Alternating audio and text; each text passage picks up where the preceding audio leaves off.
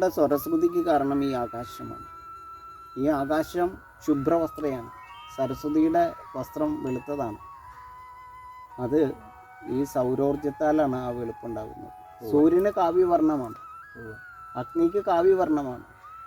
ആകാശത്തിന് ഡാർക്ക് എനർജിയാണ് ആകാശം. ആ അഗ്നി ചേരുമ്പോഴാണ് ആ രാജസം എന്ന് പറയുന്ന ഗുണം രാക്ഷസി എന്ന് പറയുന്ന ഭാവത്തിലേക്ക് ചെല്ലുമ്പോഴാണ് അത് രാജസിയാകുന്നത്. അപ്പോഴാണ് രാജസി സരസ്വതിയാകുന്നത്. സ്വരശ്രുതിക്ക് കാരണമായിരിക്കുന്നവൾ, 64 കലകളാൽ ആനന്ദിപ്പിക്കുന്നവൾ. ഏറ്റവും വലിയ വിജ്ഞാനം എന്ന് പറഞ്ഞാൽ അത് ആകാശത്തിൻ്റെതാണ്. ആകാശത്തിൻ്റെതാണ് ആ വിജ്ഞാനത്തെ ധരിക്കുന്ന ഗുണം. അഗ്നിയാണ് വിജ്ഞാന കാരണം. അഗ്നിയെ ധരിക്കുന്നത് ആകാശമാണ്. അപ്പോഴാണ് നമുക്ക് ആനന്ദമയ എന്ന് പറയുന്ന അവസ്ഥ. ആനന്ദം ആകാശത്തിൻ്റെതാണ്.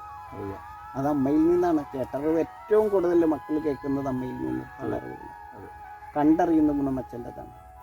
അഗ്നിയാണ് അച്ഛൻ, ഈ മണ്ണാണ് ഗുരു. രണ്ട് മാത്രമുള്ള ഈ ഗുരു, ഈ ഭൂമിയാണ്, അത് ശിവനാണ്. അതാണ് നമ്മുടെ ശരീരത്തിൻ്റെ ഗുണം. പ്രത്യക്ഷമായിരിക്കുന്ന കണം ഭൂമിയാണ്, മണ്ണാണ്. മറ്റെല്ലാം നമുക്ക് കാണാൻ കഴിയില്ല.